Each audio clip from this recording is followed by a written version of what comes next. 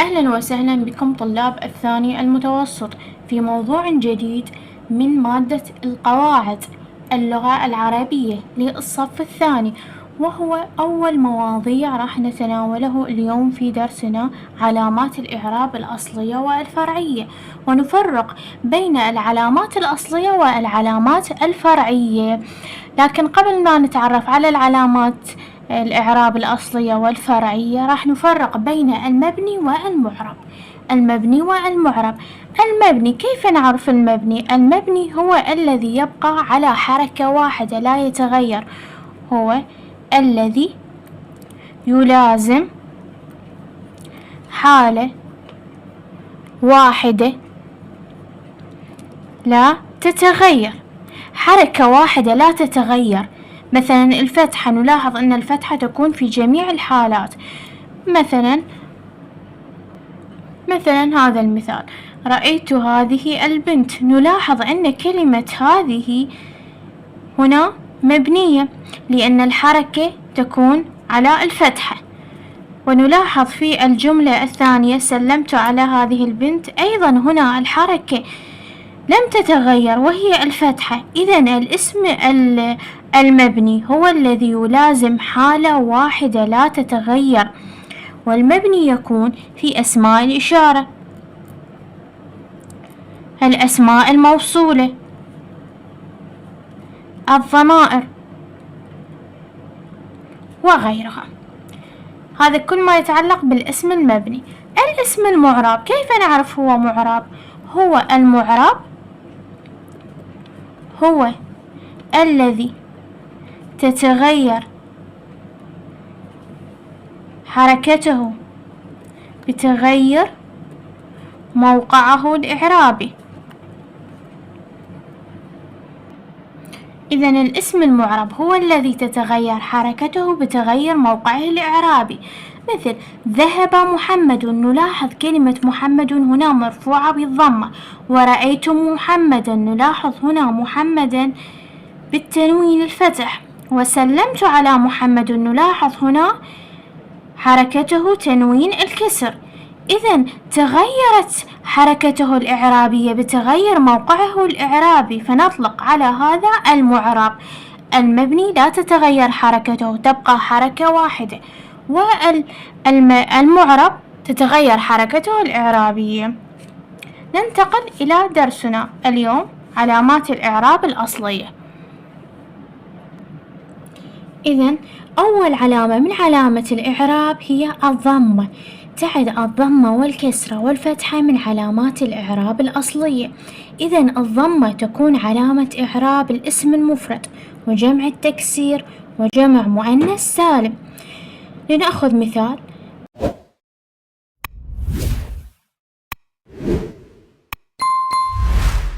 قوله تعالى: فالتقطه آل فرعون. هنا نلاحظ كلمة آل جاءت مرفوعة بالضمة. إذن كلمة آل هل هي اسم مفرد أم جميع أم جمع مؤنث سالم؟ هنا كلمة آل اسم مفرد، فاسم مفرد جاءت مرفوعة بالضمة. إذن هنا يكون إعرابها فاعل مرفوع وعلامة رفعه الضمة الظاهرة على آخره. جمع تكسير مثل حضر الطلاب، نلاحظ كلمة الطلاب رفعت بالضمة. إذن ما نوع الطلاب؟ هل الطلاب اسم مفرد؟ لا، ليس اسم مفرد. هل جمع؟ نعم جمع. ما نوع هذا الجمع؟ جمع تكسير. إذن تكون علامة رفعه الطلاب جمع تكسير مرفوع وعلامة رفعه الضمة، يكون مرفوع علامة رفعه الضمة. جمع مؤنث سالم مثل المتسابقات بارعات. هنا المتسابقات نلاحظ عليها علامة ضمة. هل المتسابقات اسم مفرد؟ لا، ليس اسم مفرد. هل جمع؟ نعم جمع. ما نوع الجميع؟ جمع مؤنث سالم. إذن المتسابقات اسم وأتى في بداية الجملة، فيكون إعرابها مبتدأ مرفوع وعلامة رفعه الضمة. لماذا الضمة؟ لأنه جمع مؤنث سالم. إذن أول علامة من علامات الإعراب الأصلية هي الضمة. الضمة تكون في الاسم المفرد وفي جمع التكسير وفي جمع مؤنث سالم. واضح إلى هنا؟ وأيضا الفعل المضارع، الفعل المضارع الذي لم يسبقه أداة جزم أو أداة نصب، مثل يزرع الولد. هنا يزرع فعل، وعلامة إعراب الفعل هنا الضمة، إذا يكون فعل مضارع مرفوع وعلامة رفعه الضمة. إذا الضمة تكون في 4 حالات، وهي الاسم المفرد وجمع التكسير وجمع مؤنث سالم والفعل المضارع. ننتقل إلى الفتحة. الفتحة أيضا من علامات الإعراب الأصلية، وهي التي تأتي بعد الضمة. الفتحة تكون في 5 أنواع: إذا كان الاسم مفرد، وإذا كان اسم إن، وإذا كان خبر كان، وإذا كان جمع تكسير، وإذا كان الفعل المضارع منصوب سبق بأدوات نصب أو أدوات جزم. المفرد أول حالة، مثل أكل الولد التفاحة. نلاحظ هنا كلمة التفاحة قد نصبت بالفتحة، إذن هنا علامة الاسم الفتحة لأنه نصب بالفتحة، فتكون إعرابها مفعول به منصوب بعلامة نصبه الفتحة الظاهرة على آخره. لماذا؟ لأنه اسم مفرد. إذن أول اسم تدخل عليه إذا كان الاسم مفرد تدخل عليه الفتحة. ثانيا، إذا كان اسم إن وأخواتها تنصب اسمها وترفع خبرها، مثل إن الجندي شجاع. نلاحظ كلمة الجندي قد نصب بماذا؟ بالفتحة، وهو اسم إن، فيكون إعرابه اسم إن منصوب وعلامة نصبه الفتحة. واضح إلى هنا؟ تدخل الفتحة على الاسم إذا كان مفردا، وإذا كان اسم إن، وإذا كان خبر كان ترفع اسمها وتنصب خبرها عكس إن وأخواتها. فنلاحظ هذا المثال: كانت السماء ممطرة. فنلاحظ كلمة ممطرة هنا منصوبة بالفتحة، تنوين الفتح. فهنا كانت السماء اسم كان، وممطرة خبر كان، فخبر كان هنا منصوب وعلامة نصبه الفتحة. ثالثا، جمع تكسير. كيف نعرف جمع تكسير؟ وهو الجمع الذي يكسر الفعل، يعني يصغره الفعل، والذي يكون خالي من الواو والنون والألف والتاء التي هي متعلقة بجمع المؤنث السالم وجمع المذكر السالم، مثل قوله تعالى: وحرمنا عليه المراضع.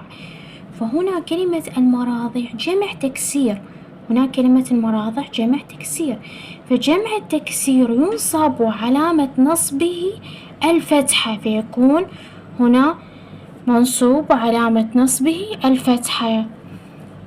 أيضا النقطة الرابعة، الفعل المضارع المنصوب. الفعل المضارع الذي يسبق بأدوات النصب. أدوات النصب هي لن وإن ولام التعليل. أوكي، هذه الحالات الأربعة هي التي تكون أدوات النصب. مثال: لن ينجح الكسلان. هنا لن أداة نصب دخلت على أي فعل من الأفعال، هنا ينجح فعل مضارع، فماذا فعلت للفعل المضارع؟ نصبت، فيكون إعرابه فعل مضارع منصوب وعلامة نصبه الكسرة.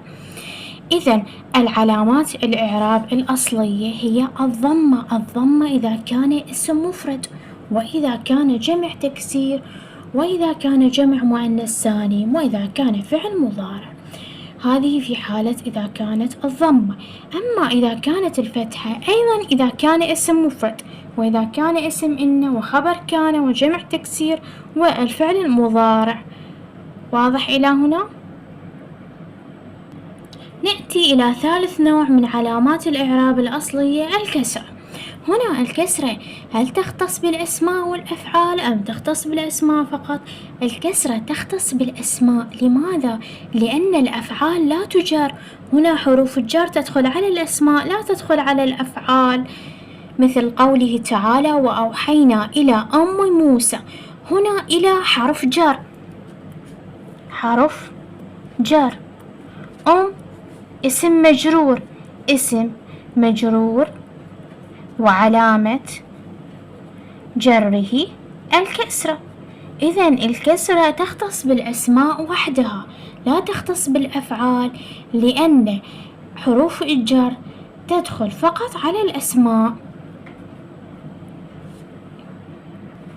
ننتقل إلى رابعا، وهي الحركة الأخيرة من علامات الإعراب الأصلية، السكون.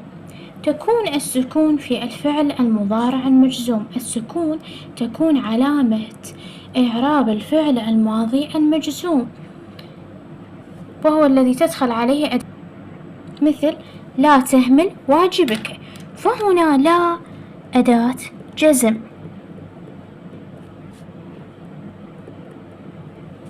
تهمل فعل مضارع مجزوم، مجزوم وعلامة جزمه السكون. كيف عرفناه أداة فعل مضارع مجزوم؟ لأن دخلت أو سبقته أداة جزم اللي هي لا.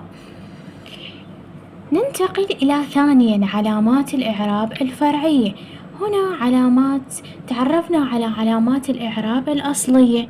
علامات الإعراب الأصلية مكونة من حركات أساسية، وهي الضمة والفتحة والكسرة والسكون 4. ثانيا تتفرع هذه العلامات إلى علامات إعراب فرعية، وهي تقابل العلامات الأصلية. أول علامة اللي هي الواو. الواو تقابل الضمة في حالة الرفع، لأن الواو تقابل الضمة في حالة الرفع. الواو تدخل على ماذا؟ على الأسماء الخمسة، تدخل على حالتين. أول حالة الأسماء الخمسة، وثاني حالة جمع مذكر سالم والملحق به. إذن الأسماء الخمسة، ما هي الأسماء الخمسة؟ مكونة من 5 أسماء، وهي أخو، أبو، حمو، فو، ذو. إذا وجدت هذه الأسماء فتكون علامة رفعها الواو. لنأخذ مثال مثل أخوك مهذب، أخوك مهذب. نلاحظ هنا كلمة أخوك، أخو، وهي من الأسماء الخمسة، قد أتت في بداية الجملة هنا، فهي اسم، فيكون علامة إعرابها مبتدأ، فيكون مبتدأ مرفوع، وعلامة رفعه ماذا تكون هنا علامة رفعه؟ الواو. لماذا الواو؟ لأنه من الأسماء الخمسة.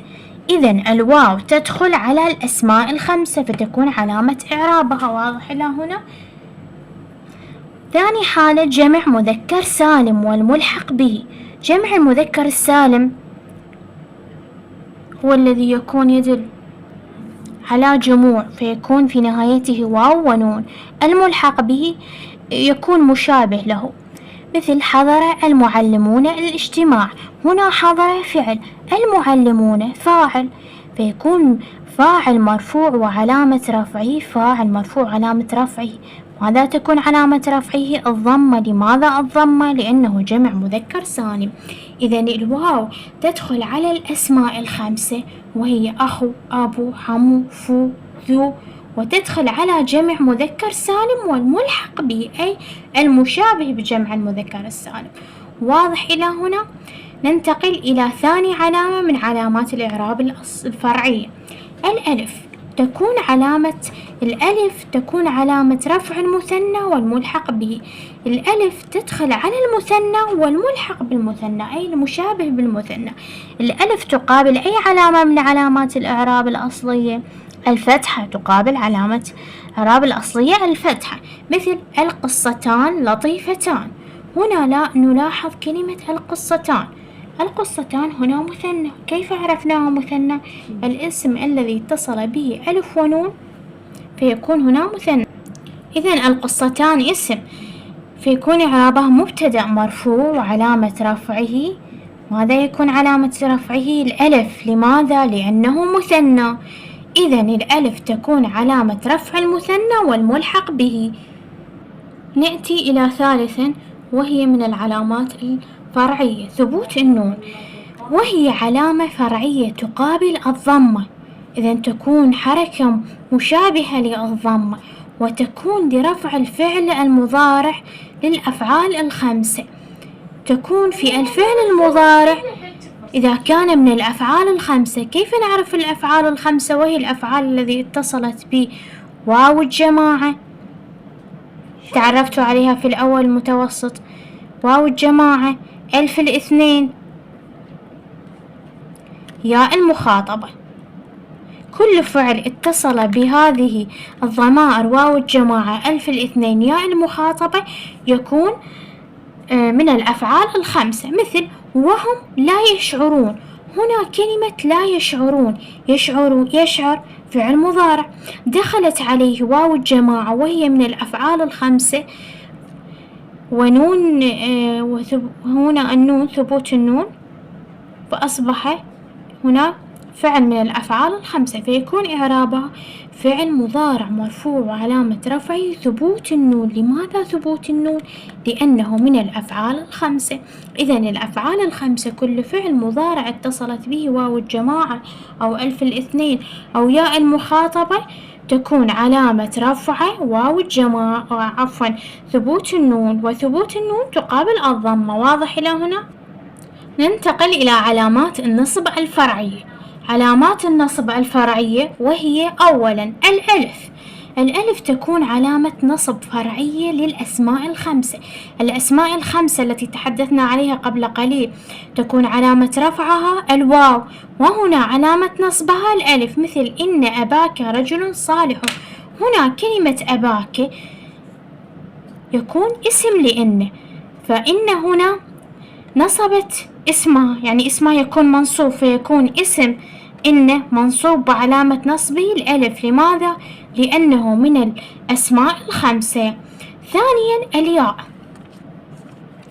الياء أيضا من علامات النصب الفرعية.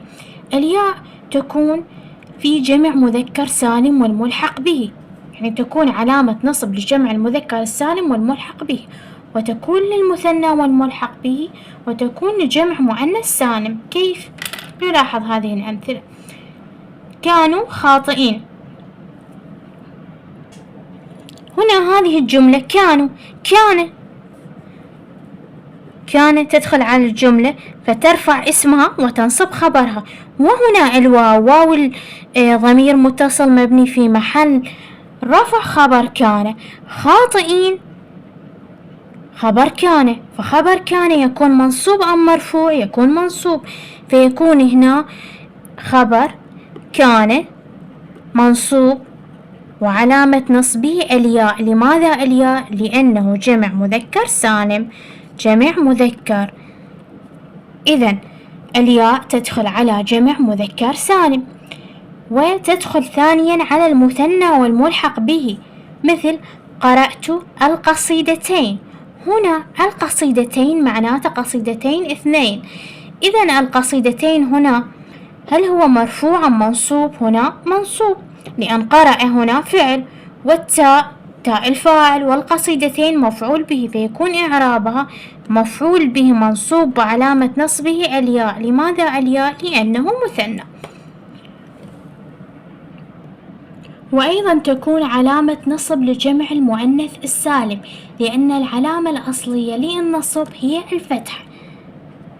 الفتحة تكون هي العلامة الأصلية لنصب جمع مؤنث سالم، ولذلك صارت الكسرة هنا علامة فرعية. معناها أن العلامة الأصلية للنصب الفتحة، لكن جمع مؤنث سالم تكون علامة نصبه الكسرة بدل الفتحة، فالكسرة تكون مقابلة للياء، فتكون علامة نصبه هنا الكسرة. مثل شجعت المتسابقات. فهنا المتسابقات مفعول به منصوب وعلامة نصبه الكسرة بدل الفتحة.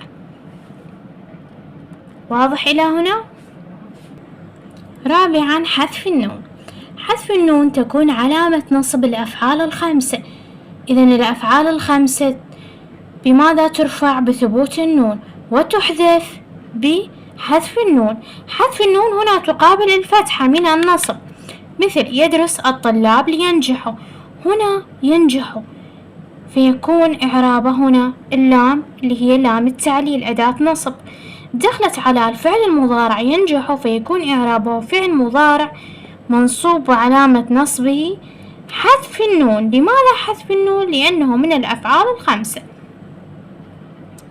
ننتقل إلى علامات الجر الفرعية. علامات الجر الفرعية هنا الفتحة أول علامة من علامات الجر الفرعية، وهي علامة أصلية للنصب، غير إنها تكون علامة فرعية للجر في الاسم الممنوع من الصرف. إذا تكون الفتحة علامة أصلية للنصب وتكون علامة فرعية للجر أين في الاسم الممنوع من الصرف. الاسم الممنوع من الصرف هو الاسم الذي لا يتصرف، يعني تكون كلمة واحدة له، مثل الأسماء الأعجمية، الأسماء الجامدة، مثل قوله تعالى وقالت امرأة فرعون. هنا فرعون اسم مجرور، اسم مجرور لأنه مضاف إليه. إذا مضاف إليه مجرور وعلامة جره الكسرة. لماذا؟ لأنه ممنوع من الصرف، لا يتصرف، يبقى على كلمة واحدة. واضح إلى هنا؟ ثانيا الياء. الياء تكون في عدة حالات، ومنها الأسماء الخمسة، مثل اسمع كلام أبيك. فهنا كلمة أبيك مضافة إليه مجرور وعلامة جره الياء. هنا الياء. لماذا؟ لأنه من الأسماء الخمسة. جمع مذكر سالم والملحق به، مثلا من المرسلين. هنا المرسلين من حرف جر، وهنا المرسلين اسم مجرور وعلامة جره الياء. لماذا الياء؟ لأنه جمع مذكر سالم. المثنى والملحق به، مثل سلمت على الجارين. فهنا على اسم مجرور، والجارين على حرف جر، والجارين اسم مجرور وعلامة جره الياء. لماذا الياء؟ لأنه مثنى، جارين اثنين. واضح إلى هنا؟ نأتي إلى علامات الجزم الفرعية. أولا حذف النون. حذف النون هنا تعد علامة جزم للأفعال الخمسة. إذا الأفعال الخمسة تكون مرفوعة بثبوت النون، وتكون منصوبة ومجزومة بحذف النون، مثل قوله تعالى لا تقتلوا. فتقتلوا هنا فعل مضارع مجزوم وعلامة جزمه حذف النون. لماذا؟ لأنه من الأفعال الخمسة. هنا لا أداة جزم، فدخلت على الفعل